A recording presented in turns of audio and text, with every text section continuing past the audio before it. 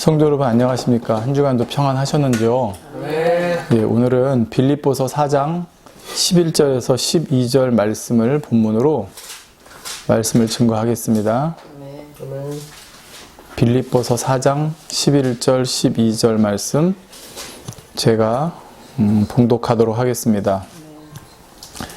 내가 궁핍함으로 말하는 것이 아니라 어떠한 형편에든지 내가 자족하기를 배웠으니 내가 비천에 처할 줄도 알고 풍부에 처할 줄도 알아 모든 일에 배부르며 배고픔과 풍부와 궁핍에도 일체의 비결을 배웠노라. 아멘. 오늘 말씀의 제목은 일체의 비결을 배웠노라입니다. 자, 우리는 지금 불과 1년 전만 해도 전혀 상상할 수 없었던 전혀 새로운 세상을 경험하며 살아가고 있습니다. 얼마 전에 가족과 함께 이제 밖에서 식사를 한번 할 일이 있었는데 매장 입구에서 직원이 QR코드를 찍어야 들어갈 수 있다고 하는 것이었습니다. 그냥 이렇게 손으로 이름하고 전화번호 적으면 안 되냐고 하니까 이제 법이 바뀌어서 어느 규모 이상의 이제 이 식당이나 이런 데 들어가려고 그러면 꼭 QR코드를 찍어야 한다고 하는 것이었습니다. 처음 QR코드를 찍어보는 것이라 좀 당황스럽기도 했고요. 이제 주변에 도움을 받아서 이 QR코드를 찍고 입장을 했는데 그러면서 야, 이제 이런 거 할 줄 모르면 누군가 도움 없이는 식사하러 들어가서 밥 먹기도 참 쉽지 않은 세상이 됐구나라는 이제 생각이 들게 되었습니다. 어느덧 교회에 모여서 자유롭게 예배드리는 것이 어려워진 지가 이제 벌써 7, 8개월이 되어 갑니다. 사실 우리가 공산주의 국가나 종교가 자유가 없는 나라가 아닌 이상 주일날 예배드리러 교회 가는 것이 이렇게 금지될 것이라고, 막혀질 것이라고 누가 상상이나 해보았겠습니까? 아마 요한계시록에 나오는 7년 환난 상황이나 또 그와 비슷한 상황을 상상하면서 야, 만약 나에게 그런 상황이 오면 나는 순교의 각오로 신앙을 지켜야지, 뭐 이렇게 순교에 대해서 생각해 보신 분들은 있을 수 있겠죠. 저도 그런 생각은 한 번쯤 해봤고요. 자, 그런데 지금은 그런 순교의 신앙으로 지킬 수 있는 그런 상황과는 또 다릅니다. 어떤 다른 사람의 이제 건강이나 이제 국가적인 어떤 여러 상황들을 생각해야 되기 때문에 단순히 내 순교의 신앙만 가지고 지킬 수 있는 상황이 아니다 보니까 더 복잡하고 더 이제 힘들어지는 그런 상황이, 차라리 순교에서 지킬 수 있는 상황이라고 그러면 이렇게 나 믿음 지키겠다 할 텐데 여러 가지 상황이 맞물려 있다 보니까 내가 이런 상황에서 어떻게 해야 되는 것인가, 많은 사람들이 좀 혼란스러워 하기도 하는 것 같습니다. 더욱이 언제 끝날지 모르는 지금의 상황을 보면서 언제 다시 예전처럼 교회 가서 신앙생활을 할 수 있을까, 뭐 이런 염려도 하고, 또 설령 예전처럼 다시 교회에 모이게 된다 할지라도 정말 마음껏 예배하고 찬양하고 함께 모여서 교제하며 기도하며 정말 부둥켜 안고 울면서 지냈던 그런 예전의 신앙으로 돌아가는 것이 가능할까라고 하는 이제 이런 소리들까지 들리게 됩니다. 생각해 보세요, 여러분. 지금 코로나19가 뭐 종식됐다 할지라도 워낙 사람 간의 거리두기나 이런 게 있다 보니까 사실 교회는 어떻게 보면 상당히 밀착된 공간에서 함께 기도하고 예배하고 교제하지 않습니까? 그게 사실이기 때문에 야, 다시 예전으로 돌아갈 수 있을까라는 이제 이런 염려들이 하는 소리가 들어보게 됩니다. 이렇게 신앙적인 어려움과 함께 경제적, 육체적, 전신적 어려움까지 함께 오다 보니까 또 충만한 신앙생활을 통한 영적인 힘과 능력을 공급받지 못하다 보니까 이제 많은 경우 영적으로 다운되고 또 심지어는 신앙을 떠나 세상으로 향하는 사람들도 있다는 소식을 들어보게 됩니다. 더욱이 세상에서는 어떻습니까? 힘들다, 어렵다, 죽겠다, 뭐 이런 소리들이 끊임없이 들려오고 있고요. 자, 그렇다면 여러분은 지금의 이 시기를 어떻게 보내고 계십니까? 세상 사람들과 똑같이 지금의 이 현실 앞에서 힘들어하고 계신지요? 오늘은 지금의 이 상황을 영적으로 우리가 어떻게 바라보고 또 어떻게 이겨나가면 좋을지에 대한 말씀을 여러분과 함께 은혜를 나눠보려고 합니다. 자, 우리가 지난 시간에 행복이라는 것에 대해 살펴보았습니다. 행복이란 자신이 원하는 바가 충족되었을 때 느끼는 만족과 즐거움이라고 했죠. 따라서 우리가 행복하다라고 느끼기 위해서는 먼저 내가 원하는 바가 충족되어야 한다는 전제 조건이 이루어져야 합니다. 자, 그런데 충족, 만족 이런 단어는 사실 상당히 주관적인 단어입니다. 무슨 말이냐면 어디까지를 충족이나 만족의 기준으로 볼 것인가가 사람마다 다르다는 말이죠. 가령 배고픈 사람에게 만족할 만큼 드셨습니까? 라고 질문을 했다고 하면 사람마다 답이 다를 수가 있습니다. 어떤 사람은 밥 한 공기만 먹어도 충분히 배부르다고 할 수 있고, 어떤 사람은 밥을 2공기, 3공기 먹어도 아직 배가 고프다고 할 수도 있겠죠. 얼마나 배가 고팠는지에 따라서도 다를 수 있는 것이고, 또 배가 얼만큼 채워졌을 때를 충분히 먹었다, 배부르게 먹었다 생각하느냐의 사람의 기준에 따라서도 다르다는 것입니다. 또 예전에 배고팠던 기억이 있었던 사람이라면 조금만 내 배가 채워져도 이 정도면 옛날에 비하면 감사하지 할 수 있지만, 한 번도 배고파 본 적이 없는 사람이라고 그러면 잠깐의 배고픔도 견디지 못할 수가 있다는 것이죠. 따라서 우리가 결국 행복하다고 느끼는 이 만족과 충족의 기준도 사람마다 다 다른 것을 볼 수가 있습니다. 자, 그런데 오늘 본문에 빌립보서 4장 11절 12절에 사도 바울은 이렇게 고백합니다. 내가 궁핍함으로 말하는 것이 아니라 어떠한 형편에든지 내가 자족하기를 배웠으니 내가 비천에 처할 줄도 알고 풍부에 처할 줄도 알아 모든 일에 배부르며 배고픔과 풍부와 궁핍에도 일체의 비결을 배웠노라 고백합니다. 자, 제가 킹 제임스 번역으로 다시 한번 이걸 읽어보겠습니다. 이 말씀을. 내가 궁핍함으로 말하지 아니하노라. 내가 어떠한 처지에 있든지 거기에 만족하는 것을 내가 배웠노니 내가 비천하게 되는 것도 알고 풍부하게 되는 것도 알아 어디에서나 모든 일에서 배부른 것과 배고픈 것, 풍부한 것과 궁핍 당하는 것을 다 배웠노라. 자, 이렇게 말씀하고 있습니다. 지금 사도 바울이 어떠한 처지에 있든지 거기에 만족함을 배웠노라 고백하고 있는데 그 이유가 무엇입니까? 바로 비천하게 되는 것도 알고 풍부하게 되는 것도 알고 어디에서나 모든 일에서 배부름도 배고픔도 풍부도 궁핍도 다 배웠기 때문이라 말하고 있습니다. 즉 이제는 사도 바울은 다 배고픔도 배고픔도 풍부도 궁핍도 다 배워서 거기서 만족하는 법을 배웠기 때문에 이제는 주변 상황, 형편, 조건에 상관없이 늘 만족할 수 있는 사람이 되었다 고백하고 있는 것입니다. 상황과 환경에 따라서 만족과 불만족, 감사와 불평, 행복과 불행 이렇게 왔다 갔다 하지 않을 수 있게 되었다는 것이죠. 이렇게 늘 만족할 수 있다고 하면 그것이 바로 행복의 조건 아니겠습니까? 자, 아까 말씀드렸죠. 만족이나 충족의 기준은 다 다릅니다. 사람마다. 그러니까 행복의 기준이 다를 수 있는 거예요. 근데 지금 사도 바울처럼 이래도 만족, 저래도 만족, 어떤 상황에서도 만족하다고 그러면 사도 바울은 즉 어떤 상황에서도 행복할 수 있는 조건이 갖춰졌다는 말입니다. 여기서 우리가 배워야 할 중요한 사실이 하나 있습니다. 바로 상대성이라고 하는 건데요. 이 상대성이라는 걸 사전에 찾아오면 좀 말이 어렵습니다. 사물이 그 자체로 독립적으로 존재하지 않고 다른 사물과 의존적인 관계를 가지는 성질이라고 하는데 이 말은 어려우니까 이런 게 있나 보다 하고 자, 상대성이 뭔지 설명을 드릴게요. 그러니까 혼자만 존재하지 못하고 짝이 되는 것과 함께 존재할 수 있는 것이라고 생각하면 됩니다. 가령 여러분 춥다라는 거 여러분 아시죠? 근데 이 춥다라는 것은 덥다라는 개념이 없으면 혼자 존재 못합니다. 무슨 말인지 설명을 드릴게요. 만약 태어나서 줄곧 영하의 날씨, 그러니까 우리가 지금 알기로는 추운 날씨에서만 태어나서 보고 자란 사람이 있습니다. 한 번도 따뜻한 곳, 뭐 얼음이 녹는 곳, 이런 곳에 살아본 사람이 없어요. 살아본 적이 없어요. 자, 그러면 이 사람에게는 지금 자신이 사는 환경을 춥다라고 표현할 이유가 없습니다. 왜? 비교될 대상이 없는 거예요. 다시 말씀드립니다. 한 번도 따뜻하다, 덥다 이런 걸 경험해 보지 못한다고 그러면 아무리 추운 데 살아도 이 사람은 그냥 내가 살고 있는 환경 이게 다라고 생각하기 때문에 덥다의 반대적인 개념, 춥다라는 개념을 이 사람은 모른다는 겁니다. 실제로는. 그러니까 춥다고 느낄 만한 환경, 자, 이것과 상대적인 환경을 체험해 보지 못했기 때문이죠. 이렇듯 우리 주변을 돌아보면 우리 삶이나 또 우리가 이 삶 속에서 겪는 많은 일들 중에 보면 이렇게 서로 상대적인 개념을 가지고 상호간에 존재하는 것들이 얼마든지 있습니다. 자, 여러분, 많다, 적다. 기준이 뭐예요? 사람마다 다 다르죠.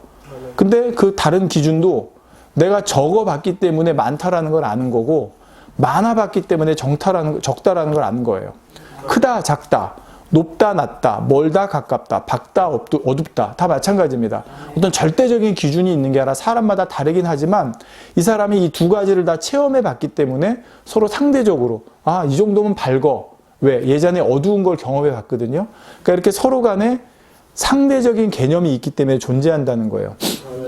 자, 뭘 좋아한다, 나빠한다, 뭐 사랑한다, 미워한다, 예쁘다, 밉다. 이것도 마찬가지입니다. 어떤 절대적인 기준이 있어서 야, 누가 잘생겼고 누가 못생겼어가 아니죠. 예. 근데 뭔가 이것을 자기 나름대로 판단의 기준이 있는데 이것은 서로 비교되는 상대적인 걸 가지고 있기 때문에 가능하다는 거예요. 자, 맛있다, 맛없다, 행복하다, 불행하다, 평안하다, 불안하다. 다 마찬가지랍니다. 어느 한쪽만 존재한다면 그 자체만으로는 존재할 수 있는 의미가 없다는 거죠. 여러분, 우리가 왜 건강이라고 하는 것을 생각합니까? 아파봤기 때문에 그거의 상대적인 개념으로 건강하다, 튼튼하다. 또 배부름도 어떻게 알아요? 예전에 배고파 봤기 때문에 이게 배고픔의 반대적으로 이게 배부름이구나 아는 거죠. 자, 넉넉하다. 왜? 부족하기 때문에 넉넉하다는 거 아는 거고. 자, 겸손하다. 이거는 뭔가 좀 겸손하지 않은, 그러니까 교만하고 뭔가 들레고 이런 걸 봤기 때문에 반대적으로 겸손하다는 개념이 있는 겁니다. 자, 이렇게 서로 여러분 짝을 지어서 보면 그렇구나. 이 상대적인 게 있으니까 이거에 대한 의미를 알 수 있구나라는 겁니다. 여러분, 누가 뽐내고 자랑하고 들레고 이게 없으면 이게 겸손이야 라고 하는 것을 우리가 느낄 수가 없는 거예요. 여러분, 전부 다 겸손해 보세요. 모든 사람이. 그러면 그냥 이게 그런가 보다라고 하지 겸손이 이런 거야 라고 하는 걸 느끼지 못한다는 거예요. 근데 반대적인 걸 봤어요. 뽐내고 자랑하고 들레고 교만하고, 그러니까 그거하고 반대적으로 이게 겸손한 거구나라고 우리가 그 의미를 진짜 알 수 있다는 것이죠. 자, 그렇다면 왜 상대성이 지금 이 신앙적인 얘기를 하겠습니까? 자, 앞에서 본문에서 사도 바울이 항상 만족할 수 있는 일체의 비결을 배운 것이 바로 이 상대성 때문이었습니다. 사도 바울은 배부름도 배고픔도 풍부도 궁핍도 이렇게 상대적인 상황을 다 겪어봄으로써 비로소 참 만족할 수 있는 비결을 배웠다는 것입니다. 만약 사도 바울이 배고픔이나 궁핍을 겪어보지 못하고 배부름과 풍부만으로 그것만 경험한 상태에서 오늘 본문처럼 나는 만족하는 일체의 비결을 배웠노라 라고 고백했다 그러면 그것은 참이 될 수가 없다는 것입니다. 여러분, 우리가 왜 사도 바울의 신앙을 대단하다고 생각하고 왜 사도 바울을 인정합니까? 사도 바울이 가말리알 문화에서 공부한 수재이고 그 다음에 또 유대인이면서도 로마 시민권을 가졌고, 자, 이런 만약에 좋은 조건만을 가지고 사도 바울이 사역을 했다고 그러면 그냥 좋은 환경에서 태어나서 좋은 배움과 좋은 주변에 어떤 이렇게 받쳐주는 게 있으니까 가능했지라고 생각할 수 있어요. 근데 저와 여러분이 알다시피 성경을 읽어보면 사도 바울처럼 신약에서 고생한 분이 없어요. 네. 정말 핍박과 고난과 모든 것을 다 당했죠. 그러니까 우리가 이거 보면서 저런 분이니까 정말 참 신앙이다라고 인정하게 되는 거예요. 다시 말씀드려요. 사도 바울이 배고픔이나 궁핍을 경험해 보지 못하고 늘 배부르고 늘 풍부하고 늘 섬김만 받는 환경에서 사역을 하고 나서 오늘 본문처럼 내가 일체의 비결을 배웠노라. 나는 늘 만족한다. 이렇게 고백을 했다고 그러면 여러분이 속으로 생각할 때 저게 진짜야? 라고 생각이 될 수가 없다는 거죠. 왜? 반대적인 걸 체험해보지 못했으니까 아직. 자, 따라서 우리가 이 고백이 참이라고 하기 위해서는 반드시 반대적인 것을 체험해본 이후가 되어야 한다는 것입니다. 상대성을 겪어본 이후에 나는 항상 만족한다 고백할 수 있다면 그것이 참이라는 것이죠. 바로 우리가 신앙 안에서도 이 상대성에 대해서 체험하고 깨달을 때 우리의 신앙이 참 신앙이 될 수 있기 때문에 신앙 안에서 이 상대성이라는 게 중요하다는 말입니다. 자, 우리가 상대성을 체험해 보기 전에는 내가 지금 누리고 있는 것에 대한 진정한 가치를 깨닫지 못하는 경우가 많습니다. 자, 이게 무슨 말인지 간단히 예를 들어 보겠습니다. 뭐 여러분 이런 얘기 많이 들었죠. 부잣집에 태어난 아이가 있는데 태어나서 한 번도 밖에 나가본 적이 없어요. 그러니까 모든 게 풍족하게 자랐어요. 그러다 어느 날 어찌어찌 해서 집 밖을 나가게 됐고 거기서 길을 잃었고 자칫 어떻게 해서 그만 이제 그 가난한 천민들이 사는 동네에 머물게 되었습니다. 자기 집을 찾을 수도 없고 그래서 거기 머물며 사는데 거기서는 뭡니까? 먹는 것도 입는 것도 자는 것도 다 부족하고 불편하고 이런 환경에서 살았어요. 그러다 또 다시 어찌어찌 해서 자기 원래 집으로 돌아오게 됐어요. 자, 이제 이 소녀는 어떻습니까? 야, 내가 그전에 누리던 게 이렇게 행복한 거고 이렇게 좋은 거였구나 라는 것을 그제서야 깨닫게 된다는 말입니다.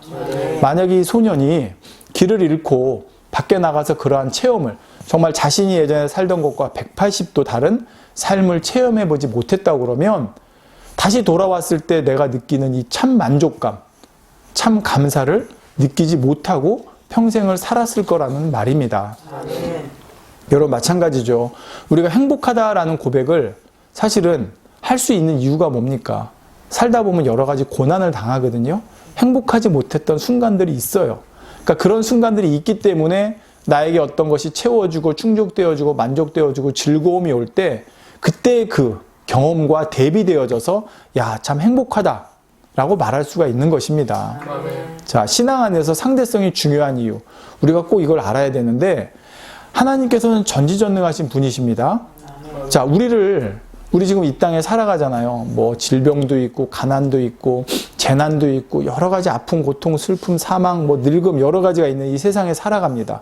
자, 근데 하나님께서는 전지전능하신 분이니까 차라리 처음부터 우리를 천국에서 살도록 하면 안 되셨을까요? 그냥 모든 게 다 갖춰진, 거기다 자녀들처럼 이렇게 낳으시고 만드시고 해서 거기서 살게 하시면 안 될까요? 예, 물론 하나님께는 그렇게 하실 수 있었습니다. 그래서 사실 처음에는 인간을 천국과 비슷한 환경인 에덴 동산에 살도록 하셨어요. 그런데 아담과 하와가 그만 하나님 말씀 어기고 범죄해서 쫓겨났죠. 자, 그렇다면 우리가 오늘날 이렇게 이 땅에 쫓겨나서 이 땅에 살면서 이렇게 힘들게 여러 가지 눈물, 슬픔, 고통, 아픔 이런 걸 겪으며 살아가는 것이 전부 다 아담과 하와의 탓일까요? 물론 그렇게 생각할 수 있죠. 근데 만약 우리가 아담과 하와가 범죄하지 않아서 여전히 지금도 에덴 동산과 같은 곳에 살고 있다면 우리는 과연 행복할까요? 잘 한번 생각해 보시기 바랍니다. 행복은 마음에 원하는 바가 충족될 때 느끼는 만족과 즐거움이라고 했습니다. 근데 에덴 동산에 살 때는 무엇 하나 부족한 것이 없어요. 바랄 것이 없어요. 그러니까 그 얘기는 뭡니까? 상대적으로 부족하고 바랄 것이 없으니까 지금 자신의 입장에서 뭔가를 더 원할 것이 없다는 겁니다. 예. 그러니까 다시 말하면 참 만족이라는 걸 느껴볼 기회가 없다는 겁니다. 참 만족을 느껴볼 기회가 없으니까 행복이 뭔지를 모른다는 거예요. 다시 말씀드릴게요. 자, 지금처럼 우리처럼 상대성을 체험해본 입장에서는 에덴 동산의 삶을 생각할 때 뭐 부족한 거 없고 늙지도 않고 죽지도 않고 아프지도 않고 이걸 생각할 때 야, 참 부럽다, 행복하다라고 생각할 수 있지만 누구 입장에서는요, 우리처럼 아픔도 부족함도 그 다음에 여러 가지 상대적인 것, 불행도 겪어본 우리 입장에서는 에덴 동산에서 살았던 삶이 부럽다, 행복하다 생각할 수 있지만 그곳에서 상대성을 한 번도 체험해보지 못한 사람들 입장에서는 자신들이 지금 살고 있는 삶에 대한 참 만족의 가치를 모르기 때문에 행복이라고 하는 개념도 모른다는 말입니다. 자, 상대성을 모른 채 반쪽만을 경험하고 있다면 아직 참을 안다고 할 수 없는 것이라는 말이죠. 자, 이것도 하나 예를 들어볼게요. 여러분한테 너무 잘해주는 친구가 있어요. 뭐 그냥 뭐든지 다 잘해줘요. 여러분한테 맞춰주고, 여러분만 위해주고, 여러분 도와주고, 주변에서 여러분을 이렇게 해주는 사람이 있어요. 그러니까 여러분이 그 사람을 생각할 때, 야, 정말 내 진짜 친구구나. 진짜 친구야. 나도 저 친구한테 이 변함없는 이 마음을, 정말 진짜 우리 우정 변하지 말아야지. 나도 진짜 저 친구한테 그렇게 해줄 수 있는 사람이 돼야지 라고 고백을 했어요. 근데 어느 날 갑자기 그 친구의 태도가 변합니다. 그렇게 잘해주던 친구가 이제는 모든 것에마다 시비를 걸고 어떤 거에서 시시비비를 가리고 나에게 오히려 반대적인 적대적인 입장을 취합니다. 자, 그렇게 되면 어떻게 되겠어요? 내 그전에 가졌던 마음, 나한테 아주 잘해줄 때는 뭐라고 그랬어요? 야, 저런 친구 없어. 진짜 친구야. 나도 저 친구한테 그렇게 해줘야지. 나도 그런 친구가 돼야지. 라고 생각을 했는데 이제 그 친구가 전혀 예전하고 반대 180도로 나한테 대합니다. 그럼 그때도 과연 내가 그래, 나는 저 친구가 설령 저렇더라도 나는 저 친구한테 잘해줘야지. 예전에 내가 받았던 은혜를 생각해서 변치 않고 해줘야지. 이렇게 할 수 있다고 하면 그게 참이라는 거예요. 근데 그게 그런 모습이 그런 게 참인지 아닌지가 나오기 위해서는 잘해주는 친구의 모습만 봐서는 안 된다는 거예요. 그렇죠? 잘해주는 친구 해주면 누구나 나도 저 친구한테 잘해줘야 생각할 수 있죠. 근데 나한테 잘해주지 못하는 친구의 모습을 봄에도 불구하고 야, 나도 저 친구가 저렇게 나와도 그래도 잘해줘야지. 이게 참이라는 거예요. 그러니까 반쪽만 체험해보고 나오는 내 태도는 참이 아니라는 거예요. 그럼 부부 사이도 마찬가지예요. 아유, 나한테 너무 잘해줘요. 맞춰줘요. 결혼하기 전에. 그러니까 야, 나도 사랑해. 근데 결혼하고 나니까 변했어요. 안 해줘요. 그러니까 나도 변해요. 그러니까 이거 둘 다 참이 아닌 거죠. 그러니까 무슨 말씀인지 아시겠죠? 그러니까 반쪽짜리 경험만 가지고 하는 삶은 그거는 참을 알 수가 없다는 거예요. 근데 에덴 동산의 삶이 바로 반쪽짜리 삶이었다는 것이죠. 여러분, 세상에서도 참이라고 하는 단어를 쓸 때가 많습니다. 예를 들어 가짜와 구별하여 진짜를 강조하거나 이건 진실하고 올바르다는 의미를 사용할 때 참을 붙여서 참사랑, 참뜻 이렇게 쓰죠. 자, 그런데 우리가 신앙 안에서도 참이라는 말을 사용할 때가 있습니다. 참신앙, 참자녀, 참믿음, 참마음. 자, 물론 이런 참이라는 말이 진짜고 진실하고 올바르다라는 의미를 가지고 사용하지만 영적으로 되게 중요한 의미가 여기에 있습니다. 우리가 신앙 안에서 참자를 붙일 때는 하나님께서 인정해 주신다라는 의미가 있습니다. 다시 한번 말씀드릴게요. 세상에서는 야, 이거 진짜야. 이거 진짜 올바르고 진실한 거야 라고 할 때 참을 붙입니다. 신앙 안에서 참을 붙이는데 우리가 그거는 이거 진짜야, 진실하고 올바른 거야 라고 하는 우리 기준에서의 참이 아니라 하나님께서 인정해 주신다는 의미가 붙을 때 우리는 참을 붙일 수 있는 거예요. 그러니까 참사랑, 참믿음, 참신앙, 참자녀. 그러니까 우리가 볼 때 야, 저 사람 참사랑을 해. 참신앙이 있어. 내 입장에서가 아니라 하나님께서 인정해 주신다는 의미가 붙는 거예요. 사람이나 세상의 기준이 아니라 하나님의 기준으로 옳다 인정을 받아야 한다는 말입니다. 그래서 성경에도 보면 로마서 2장 29절에도 보면 후반절에 그 칭찬이 사람에게서가 아니요 다만 하나님에게서니라 했습니다. 여러분, 사람에게 받는 칭찬, 사람의 칭찬의 기준, 그게 중요한 게 아니에요. 네. 하나님께서 인정하신 기준이 중요해요. 고린도후서 10장 18절에도 옳다 인정함을 받는 자는 자기를 칭찬하는 자가 아니요 오직 주께서 칭찬하시는 자니라 했습니다. 우리가 이 땅에 경작에 마치고 누구에게 칭찬받습니까? 주님께 칭찬받는 거예요. 내가 아무리 잘했다 할지라도 주님이 나 너 모른다. 약하고 게으른 종아. 그럼 아무 소용이 없는 거예요. 그러니까 우리가 이 땅에서도 참을 이루는 이유가 바로 하나님 보시기에 인정받을 만한 참을 이루는 것입니다. 하나님께서 인간 경작을 통해 얻기 원하시는 것도 바로 참 자녀입니다. 그냥 자녀가 아니에요. 물론 우리가 예수 그리스도를 영접해서 하나님의 자녀된 권세를 받으면 하나님을 아바 아버지라 부르는 하나님의 자녀되고 장차 천국에서 영원의 행복을 누릴 수 있는 자격, 권세를 누릴 수가 있습니다. 그렇지만 하나님께서 정말 원하시는 것은 그냥 자녀가 아니라 참 자녀라는 거예요. 네, 참 자녀가 뭐라고 그랬어요? 하나님이 인정하실 만한 자녀. 그럼 이런 자녀가 어떤 자녀입니까? 성경에 볼게요. 바로 이런 자녀가 하나님께서 인정하실 만한 참 자녀예요. 창세기 18장 17절에 여호와께서 가라사대 나의 하려는 것을 아브라함에게 숨기겠느냐. 자, 하나님과 아브라함의 사이는 어떤 사이예요? 하나님께서 야, 내가 하는 일을 아브라함에게 숨기겠어? 이런 사이예요. 이게 바로 참 자녀와 하나님과의 관계예요. 또 출애굽기 33장 11절에 전반절을 보면 사람의 그 친구와 이야기함 같이 여호와께서는 모세와 대면하여 말씀하시며 했어요. 자, 이게 바로 하나님께서 원하시는 참 자녀예요. 또 사도행전 13장 22절에 패하시고 다윗을 왕으로 세우시고 증거하여 가라사대 내가 이새의 아들 다윗을 만나니 내 마음에 합한 사람이라 내 뜻을 다 이루게 하리라. 자, 이런 사람이 참 자녀라는 거예요. 다시 말씀드립니다.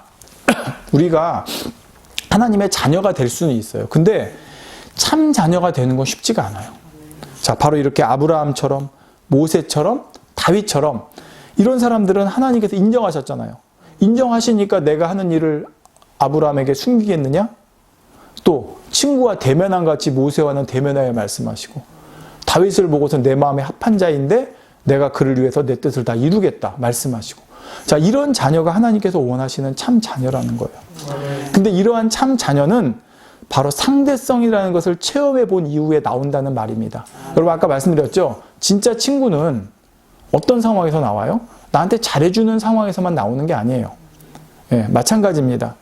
바로 우리가 하나님 앞에 참 자녀라고 하는 것은 이 상대성이라는 것을 체험해 봐야지 나오기 때문에 하나님께서도 우리를 이 땅에서 인간 경작이라고 하는 과정을 통해 하나님의 참 자녀로 나올 수 있도록 지금 섭리하고 계시다는 것입니다. 아멘. 이렇게 우리가 상대성을 체험해 봤기 때문에 장차 천국에 갔을 때 세세토록 변하지 않고 감사하며 행복을 누리며 하나님 앞에 살아갈 수가 있다는 말입니다.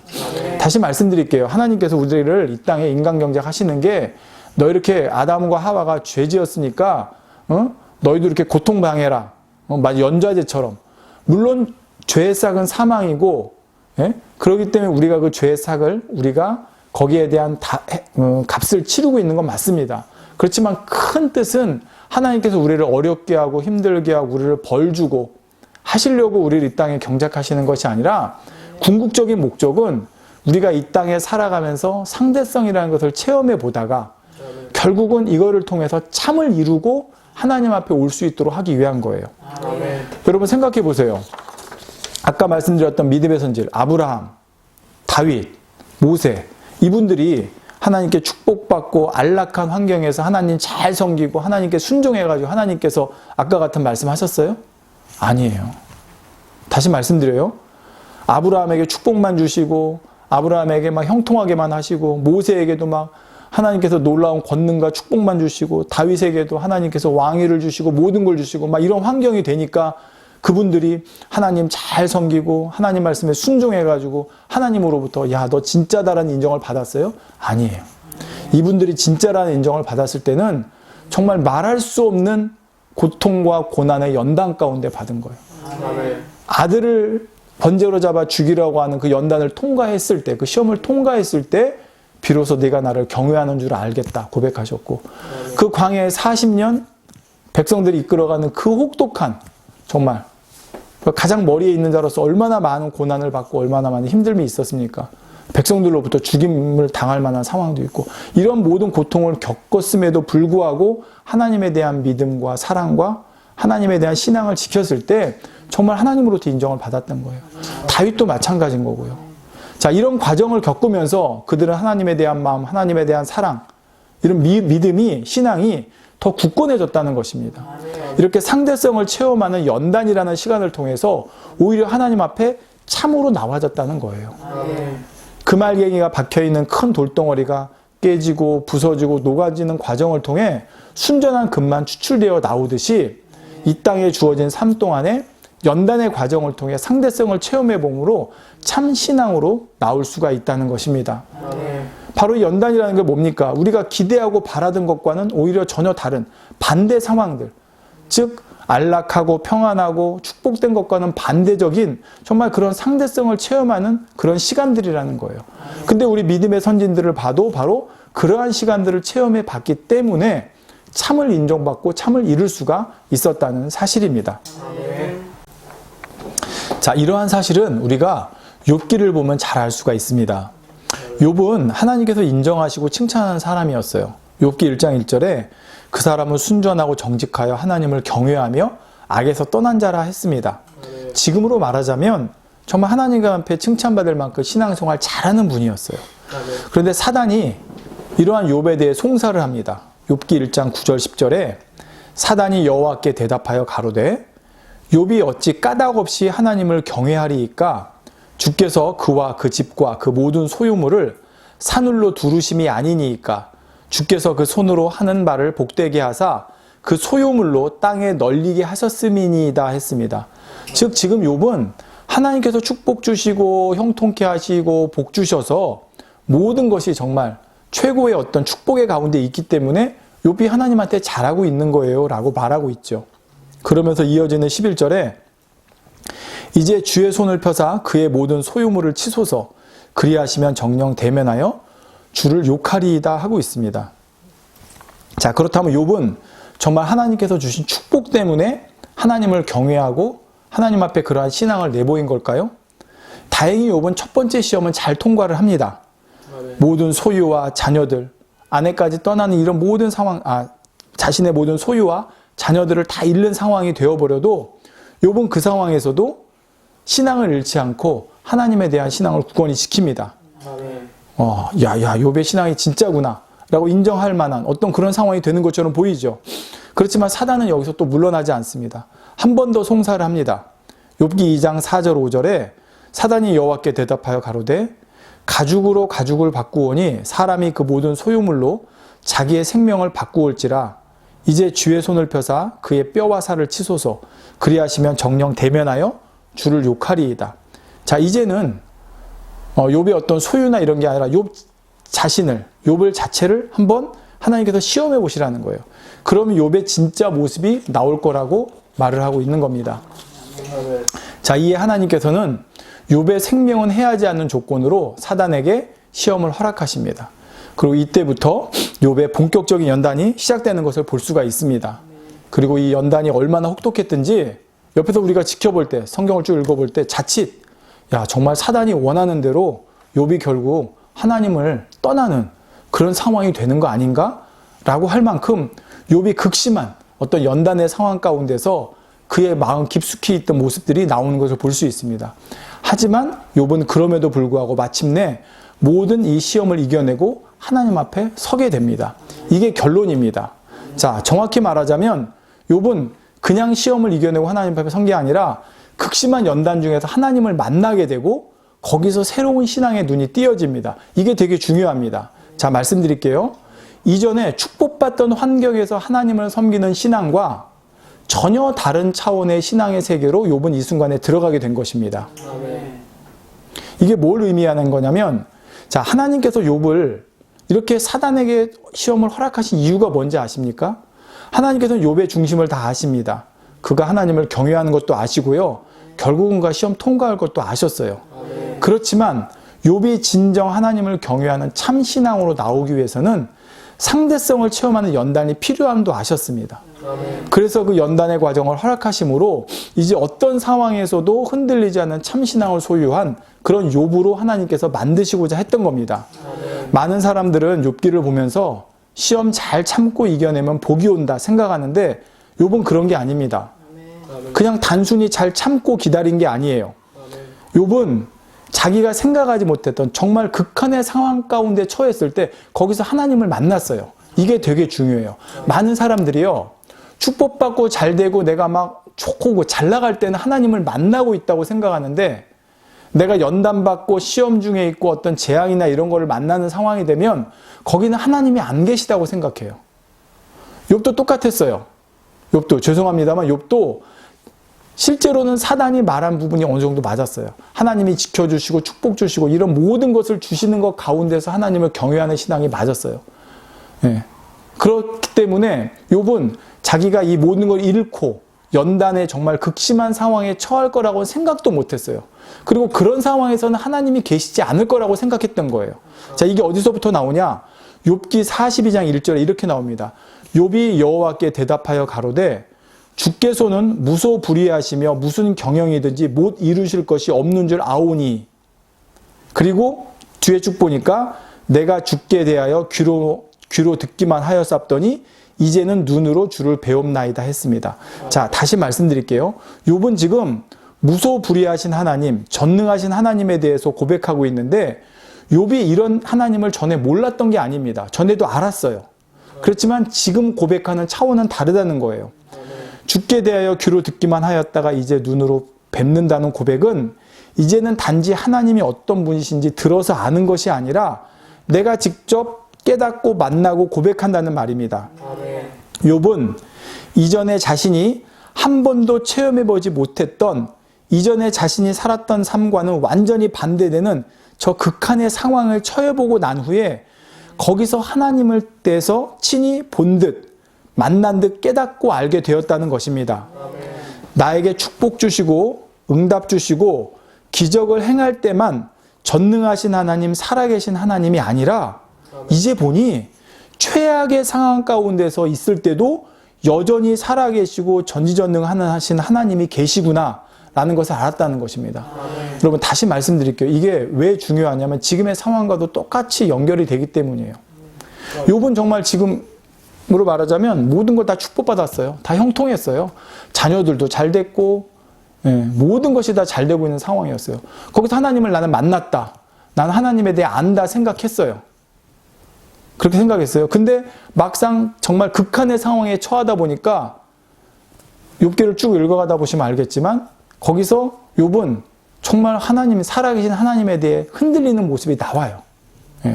그런데 결국은 하나님께서 그 극한 상황에서도 계시고 극한 상황에서도 나를 만나주시고 극한 상황에서 나를 지켜보고 계셨다는 것을 욥이 그 순간에 깨달아요. 그러고 나니까 욥의 신앙이 변한 거예요. 여러분, 욥이 시험을 잘 통과해서 갑절의 축복을 받고 나서 하나님에 대해서 내가 이전에 귀로만 듣다가 이제는 주를 배움나이다 고백한 게 아니에요. 성경을 잘 읽어보세요. 내가 이전에 귀로만 들었다가 이제는 주를 배움나이다 고백한 이후에 모든 것이 회복되고 갑절의 축복을 받은 거예요. 이 차이점을 잘 아셔야 돼요. 그러니까 내가 그냥 시험을 잘 견뎌서 그냥 시험이 통과하고 나니까 하나님께서 갑절의 축복을 주신 게 아니라 욥은 시험을 어떻게 통과했냐? 그 어려운 환경 가운데서 하나님을 만난 거예요. 그러니까 나에게 축복 주시고 내가 잘 나가고 형통할 때만 하나님을 만난 게 아니라 야 정말 이렇게 극한의 상황에서도 하나님은 무소불위하시고 무소불능하시고 무엇이나 경영하시고 못 이루실 것이 없는 분이구나라고 욥은 거기서 깨달은 거예요. 제일 바닥에서. 네. 하나님께서는 그거를 인정해 주셨다는 말입니다. 자, 누군가 잘 나가고 있고 모든 것에 부족함이 없고 기도하는 것마다 척척 응답받은 것처럼 느껴지고 이런 상황이 되면 하나님께 감사하며 찬양하지 않을 사람이 없을 것입니다. 그런데 하나님께서는 그런 상황에서만 올리는 찬양이 아니라 참 감사와 참 찬양을 받기 원하신다는 거예요. 그것은 상대성을 통해서 이루어질 수 있다는 것이고요. 자, 우리 중에 야 나도 정말 욥처럼 어려운 연단 가운데 힘든 상황 가운데 있어 이런 생각이 드신다면 욥의 상황을 한번 생각해 보시기 바랍니다. 욥의 연단도 결국은 하나님의 주관하심과 섭리 안에 있었습니다.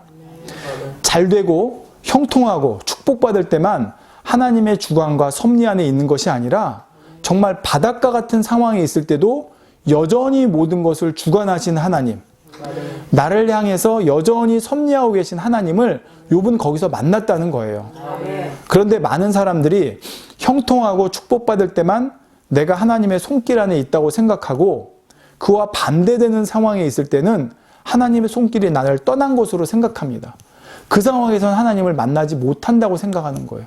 근데 여러분 보세요. 아까 말씀드렸던 믿음의 선진들 전부 다 하나님을 만나는 순간이 어떤 순간이었어요? 정말 극한의 상황.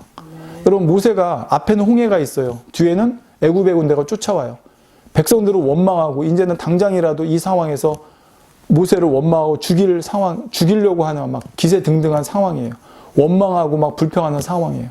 자, 이 상황에서 모세는 전능하신 하나님을 만난 거예요. 예, 정말 극한의 상황에서. 왜? 거기서도 모세는 하나님에 대한 신앙을 잃지 않았기 때문에. 하나님에 대한 믿음을 잃지 않았기 때문에. 바로 욥이 그걸 깨달은 거예요. 아, 그렇구나. 내가 다 잘되고 축복 주시는 상황에서만이 아니라 정말 이 상황에서도 정말 모든 것을 하실 수 있는 하나님, 모든 것을 경영하시는 하나님, 불가능이 없으신 하나님, 그 하나님이 여기도 계시구나 라고 거기서 정말 욥이 깨어지고 하나님께 회개하고 나니까 그 하나님이 역사하셔서 욥에게 갑절의 축복으로 자녀들도 더 이상의 축복으로 갚아주셨다는 말입니다. 우리가 연단을 통과하고 축복받는 비결이 이겁니다. 정말 그 극한의 상황에서 하나님으로부터 참이라는 것을 인정받았을 때, 그걸 하나님 앞에 보여드렸을 때, 참이 뭐예요? 하나님이 인정하시는 거라고 그랬잖아요. 그걸 보여드렸을 때 거기서 바로 그 연단을 통과하고 나와서 축복의 길로 가게 된다는 말입니다. 욥의 연단을 바라보신 하나님의 마음이 어떠셨겠습니까? 욥을 고통받고 힘들게 하려고 연단을 허락하신 것이 아닙니다. 욥도 처음에는 아버지 하나님의 섭리를 깨닫지 못하니 힘들어했지만 자신이 정말 바닥에 있을 때도 여전히 무소불위하시고 전능하신 하나님이 계시다는 사실을 깨닫는 순간 모든 것이 바뀌었다는 거예요. 아멘. 바로 그의 신앙이 바뀌었다는 것이죠. 아멘. 현실의 어려움이 문제가 아니라 하나님께서 함께 하시지 않는 것이 문제인데, 욥은 연단 중에도 하나님께서 함께 하신다는 것을 깨닫는 순간에 아멘. 이제는 현실의 어려움이 더 이상 어려움과 문제가 아니었다는 말입니다. 아멘. 다시 말씀드릴게요. 현실의 어려움이 문제가 아니라, 여러분, 하나님 앞에서는 현실에 놓여있는 이 어려움이 문제가 아니라 하나님이 함께 하시지 않는다는 것이 정말 문제인데, 욥은 극심한 연단 중에 그때도 함께 하시는 하나님을 만나고 체험하고 깨닫는 순간 이제 현실의 어려움은 더 이상 문제가 아니라는 것을 깨달은 거예요. 그러고 나니까 축복이 왔다는 말입니다. 우리도 마찬가지입니다. 진짜 문제는 현실에 닥친 어려움의 문제가 아니라 혹여라도 하나님이 우리와 함께 하시지 않는다는 것이 가장 큰 문제입니다. 그런데 하나님께서 함께 하시면 현실의 어떤 어려움도 문제될 것이 없기 때문이죠. 그 어려움조차도 하나님의 주관하심 가운데 들어있음을 믿는다면 말입니다. 하나님께서 지금 2020년에 이 상황을 왜 허락하셨겠습니까? 하나님께서 능력이 없으셔서요? 기독교를 못 지키셔서요? 아니면 지금의 이 나라에 있는 성도들을 포기하셔서 손 놓고 계신 것입니까? 아닙니다. 교회들이, 성도들이 신앙적으로만 아니라 정신적, 육체적, 경제적으로 고통받을 때 하나님께서 이유 없이 이 상황을 허락하셨겠습니까? 결코 그렇지 않다고 생각합니다. 우리가 하나님의 주관하심과 섭리하심을 믿는다면 지금 이 상황을 우리에게 허락하신 아버지 하나님의 뜻과 마음을 궁구해보고 기도해봐야 됩니다. 그럴 때 많은 분들이 참 신앙에 대해서 생각해보게 됩니다. 지금까지 내가 해온 신앙에 대해서, 그리고 지금의 이 어려운 상황을 받아들이고 있는 내 마음과 영적인 태도에 대해서 말입니다. 혹시 욥과 같이 하나님의 뜻을 알지 못해서 불평불만하십니까? 아니면 그동안 나에게 주셨던 하나님의 은혜와 축복을 지금 다시금 되뇌이면서 감사하고 계십니까? 나의 신앙과 환경 조건에 따라 영향을 받는 신앙이라는 것을 지금 발견하셨습니까? 아니면 작은 빛이 어두울 때도 더욱 빛나듯이 이러한 상황 가운데서도 빛나고 있는 나의 신앙을 발견하셨습니까? 저는 지금 우리가 참으로 귀한 상대성의 체험을 하는 시간이라고 생각합니다. 그동안 우리가 받은 축복, 그동안 우리가 누리고 있던 은혜, 그동안 우리가 받았던 감사의 조건들, 그동안 지금 우리가 누리고 있지 못하는 정말 작은 거라고 생각했던 것들이 얼마나 하나님께 받은 행복의 조건들이었는지를 깨닫지 못했던 우리가 이제야 비로소 참 감사와 참 행복을 깨닫는 시간이라고 생각합니다. 이걸 정말 우리 그리스도인들이, 정말 우리들이 깨달으면 욥처럼 문제 해결의 순간이에요. 아까 말씀드렸죠. 욥이 깨닫는 순간, 야, 이런 상황에서도 하나님의 섭리가 있었구나. 여기도 하나님이 살아계시구나. 하나님은 무소불위하시고 무엇이나 능치 못하지 없으신 분인데 하나님은 이러한 이 극한의 상황에서도 역사하고 계시구나를 깨닫는 순간 하나님이 역전시켜 주셨잖아요. 지금 이 상황도 저는 마찬가지라고 생각합니다. 지금 기독교가 욕을 먹고 예를 들어 성도들이 고통받는 이 상황도 우리가 바로 지금 이걸 깨달으면 지 어려운 상황에서도 하나님이 우리 기독교를 손 놓아서가 아니라 우리를 벌 주시려고 하신 것이 아니라 이 상황에서 우리가 정말 참 감사를 깨닫고 이 어려운 상황에서도 정말 하나님에 대한 참 신앙을 깨닫고 참 행복을 깨달을 때 그 순간 바로 하나님께서 모든 것을 역전시켜 주신다는 말입니다. 이는 교회적으로도 마찬가지고 개인적으로도 마찬가지입니다. 저도 지난 시간 제가 하나님의 그렇게 많은 축복과 은혜 가운데 살았다는 것을 깨닫지 못한 채 더 감사하지 못하고 기뻐하지 못하고 하나님의 뜻대로 살지 못했던 시간들이 있었습니다. 너무도 많이 후회되고 지금 와서는 발견되는 시간들이죠.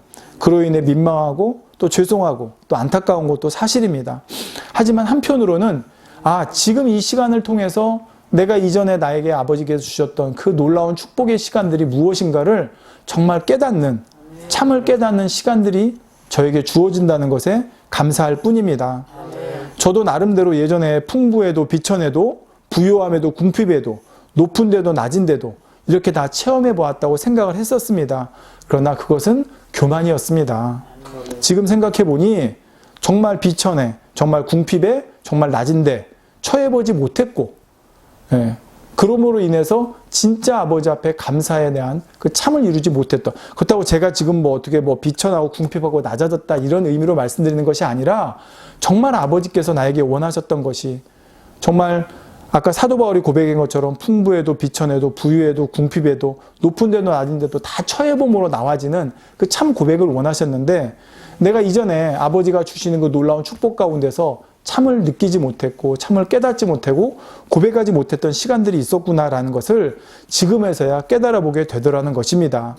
지금에 주어진 이 시간이 있었기 까닭에 저의 진짜를 알 수 있게 되었고 이제는 참을 이루고자 하는 마음이 더 간절해지게 되었다는 말입니다. 자, 그런데 이것을 제가 할 수 있는 것이 아닙니다. 이제 내가 이런 걸 상대적인 걸 체험해 보니까 내가 참을 이룰 수 있다? 아닙니다. 빌립보서 4장 13절, 바로 오늘 본문 다음 절에 이렇게 말씀합니다. 내게 능력 주시는 자 안에서 내가 모든 것을 할 수 있느니라. 자, 사도 바울이 모든 일체의 비결을 배웠는데 어떻게 할 수 있었다고요? 바로 내게 능력 주시는 자 안에서 할 수 있었다는 것입니다. 저는 아무것도 못해요. 제 스스로 풍부하게 되고 비천하게 되고 높아지고 낮아지고 부유해지고 궁핍해지고 제가 하는 게 아니에요. 모든 것이 하나님의 뜻과 섭리 안에서 하나님의 능력 안에서 이루어지는 것입니다. 그 모든 것을 아버지 앞에 맡겼을 때 아버지께서 가장 좋은 곳으로 주시기 위해서 저를 한 단계 한 단계 이끌어 가신다는 것입니다. 그렇기 때문에 저는 이 상황에도 저 상황에도 요 상황에도 저 상황에도 모든 것에 감사할 수 있는 마음을 이루는 것, 그것이 정말 중요하다는 것이죠. 그래서 저도 꼭 모든 일의 일체의 비결을 배웠노라, 이렇게 고백할 수 있는 자녀가 저와 여러분이 된다면 얼마나 좋겠습니까? 야고보서 1장 12절에 시험을 참는 자는 복이 있도다. 이것에 옳다 인정하심을 받은 후에 주께서 자기를 사랑하는 자들에게 약속하신 생명의 멸류관을 얻을 것임이니라 했습니다. 성도 여러분, 믿음의 선진들도 그러고 다 보십시오. 시험을 참고, 여기서 참는 자는 것이 그냥 단지 참는다는 게 아니라 아까 말씀드렸죠. 그 상황에서 깨닫고 하나님을 만나는 거예요. 그랬을 때 이것에 옳다 인정하심을 받은, 바로 그게 하나님이 참이라 인정해 주시는 거라고 그랬잖아요. 그렇게 참을 인정해 주실 때 자기를 사랑하는 자들에게 약속하신 축복을 아버지가 주신다는 것입니다. 지금 겪고 있는 연단이, 시험이 아버지 하나님께 옳다 인정하심을 받아 이것이 정말 우리에게 주시는 축복의 과정임을 우리가 잘 깨달아서 이후에 주시는 아버지의 놀라운 축복의 체험을 할 수 있는 저와 여러분이 되었으면 참으로 좋겠습니다. 결론적으로 아까 욥에 대해서 다시 한번 말씀드립니다.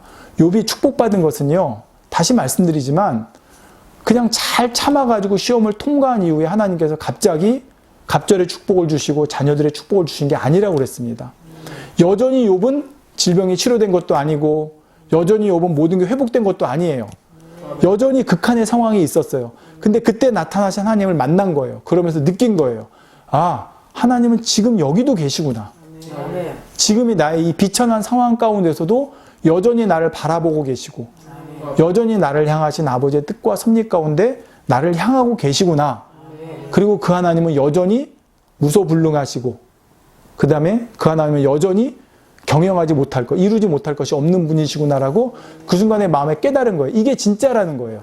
아니, 나에게 잘해주시고 축복 주시고 기적을 베풀어 주시는데 전능하신 하나님, 무엇이나 하실 수 있는 하나님 누구나 고백하죠. 근데 욥은 그 고백을 언제 했다고요? 다 잃었을 때, 바닥에 있을 때, 아무것도 남지 않았을 때, 정말 죽음 직전에 있을 때 그 고백을 한 거예요. 그게 참이었던 거예요. 저와 여러분도 마찬가지입니다. 지금의 이 상황 어려우신 분들 계실 거예요. 뭐 경제적으로든 어떤 육체적으로든 정신적으로든 신앙적으로든 어려운 때 있을 거예요. 근데 그 가장 어렵다고 생각하는 그 순간에 거기서 하나님이 계시네. 하나님은 전능하시구나. 하나님은 여전히 날 향하고 계시구나. 라고 하는 것을 깨닫고 체험하고 그때 고백을 해보세요. 그게 진짜 우리의 고백이 되어진다면 순간의 모든 것은 역전이 되어지고 하나님께서 욥을 갑절에 축복 주시는데 오래 걸린 게 아니에요. 금방이었어요. 그런 놀라운 반전의 역사가 저와 여러분 개인에게도 가정에게도 또한 교회들에게도 이 나라 기독교계에도 있을 줄로 믿습니다. 함께 기도하시겠습니다. 사랑의 좋으신 아버지 감사합니다. 우리가 예전에 야 좋은 시절이 있었어 라고 하는 고백을 하게 됩니다. 그때에 대한 어떤 부러움, 또 지금 그러지 못한 것에 대한 아쉬움일 수 있겠죠. 그러나 사도 바울은 어땠습니까? 어떤 상황에서도 만족했고 어떤 상황에서도 감사하는 그 일체의 비결을 배웠다 했습니다. 욥은 어떠했습니까? 하나님께서 이 동방에서 제일 되는 축복을 주셔서 그 축복받은 자로서만 하나님을 찬양하고 감사하고 영광 돌리는 반쪽짜리 신앙이 될 뻔했는데, 연단을 통해서 정말 상대적인 체험을 통해서 가장 바닥에서도 거기서도 여전히 전지전능하신 하나님, 정말 무엇이나 불가능이 없으신 하나님을 만나고 고백했을 때 하나님께서 이전보다 더 갑절의 축복으로 부어주셨던 것을 보게 됩니다. 아버지, 우리에게 연단을 때로는 허락하시고 우리에게 시험을 허락하신 이유가 무엇이겠습니까? 바로 그 상황에서도 하나님을 만나라는 것입니다. 그 상황에서도 여전히 역사하고 계시고 우리를 향하신 섭리 가운데 우리를 손잡아 주신 하나님을 체험하고 고백하라는 것입니다. 그런데 많은 경우 우리는 그런 상황이 되면 낙심합니다. 불평합니다.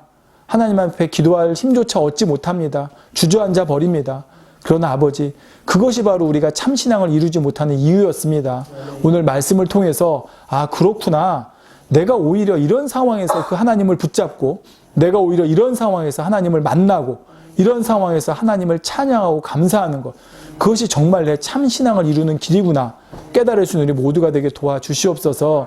이 깨달음이 있을 때 우리 개인적으로도 가정적으로도 또 우리 교회적으로 나라의 기독교적으로도 아버지 하나님의 놀라운 반전의 역사가 있을 줄로 믿습니다. 우리가 그동안 누렸던 것에 감사하고 아버지 거기에서만 취해 있었는데 이제 이 어려운 상황 가운데서도 우리 교회들이, 우리 성도들이 여기서 더욱 감사하고 깨어서 정말 아버지가 이 순간에도 역사하고 계시다는 것, 전지전능하시고 정말 무엇이나 하실 수 있다는 하나님을 찬양하며 그 아버지 앞에 믿음을 내보일 때 아버지가 만나주시고 놀라운 반전으로 함께해 주실 줄 믿습니다. 아버지, 오늘 말씀 좀 어려울 수 있습니다만 아버지 우리의 삶 속에 잘 적용해 보게 하여 주시고 아버지 이를 통해서 우리가 아버지 앞에 참신앙으로 일체의 비결을 배웠노라 고백할 수 있는 신앙으로 나오게 도와주시옵소서. 저도 아버지 이 말씀을 준비하면서 지난날을 많이 생각해 보게 되었습니다. 지난날 아버지가 주셨던 그 놀라운 축복과 그 놀라운 것들을 더 감사하지 못하고 깨닫지 못했던 모습들이 이제야 비로소 깨달아지고 이제야 비로소 마음에서 느껴지기 시작합니다. 아버지, 성령의 아버지 앞에 바른 신앙으로 아버지, 바른 아버지 주의 종으로 또한 바른 교회로 서나갈 수 있도록 도와주시고 아버지 영광 받아 주시옵소서. 이 시간 함께 예배하는 또 유튜브로 듣는 모든 이들에게도 아버지 제가 말이 졸아요 아버지 더 이해시키지 못한 부분도 있겠지만 성령께서 깨우쳐 주셔서 감동한 가운데 깨우쳐지고 아버지 그 속에서 아버지를 만나고 체험할 수 있도록 축복하여 주옵소서. 우리 주 예수 그리스도의 이름으로 기도하옵나이다. 아멘.